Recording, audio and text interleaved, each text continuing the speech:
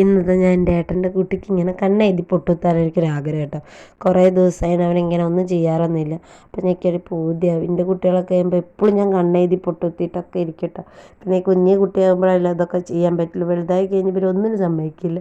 അപ്പോൾ അതെങ്ങനെയുണ്ടെന്ന് പറയട്ടോ ഗെയ്സ്. അത് കഴിഞ്ഞ് ഡേറ്റൊക്കെ ആയപ്പോൾ അച്ഛൻ പടക്കമൊക്കെ പൊട്ടിക്കാൻ തുടങ്ങി. അച്ഛനും കുട്ടികളൊക്കെ കൂടിയിട്ട് ഞാനും കമ്പിത്തിരി കത്തിക്കാനൊക്കെ കൂടിയിട്ട് നല്ല രസമല്ലേ. നമുക്ക് ആകെ കിട്ടണ ഈ വിഷുവിനൊക്കെ അല്ലേ. അപ്പം നമ്മൾ മാക്സിമം യൂട്ടിലൈസ് ചെയ്യണം അല്ലേ. എന്നിട്ട് ഇത് എല്ലാ വീട്ടിലും ഇങ്ങനെയൊക്കെ തന്നെ ആയിരിക്കും അല്ലേ നമ്മുടെ വിഷുവിന് പറയുമ്പോൾ. പിന്നെ ഇപ്രാവശ്യം ഞാൻ എൻ്റെ വീട്ടിലാണ് കേട്ടോ വിഷു ആഘോഷിക്കണത്. എപ്പോഴും ഹസ്ബൻഡിൻ്റെ വീട്ടിൽ തന്നെ ഉണ്ടാവാറ്. അപ്പോൾ അവിടെ ഇപ്രാവശ്യം വിഷു ഇല്ലാത്ത കാരണം ഞങ്ങൾ നേരത്തെ പോന്നു. എന്നിട്ടൊക്കെ കഴിഞ്ഞ് അച്ഛനായിട്ട് കടയിലൊക്കെ പോയപ്പോൾ അച്ഛൻ ചോക്കോബാറൊക്കെ മേടിച്ചു കൊടുന്നു കേട്ടോ. അപ്പോൾ പിന്നെ വിഷുക്കണി ഒരുക്കലായി. അപ്പോൾ എല്ലാവർക്കും വിഷു ആശംസകൾ നേരുന്നു. എല്ലാ ഭാവങ്ങളും നേരുന്നു കേട്ടോ. അപ്പോൾ അത്ര ഇന്നത്തെ video. Thanks for watching. By.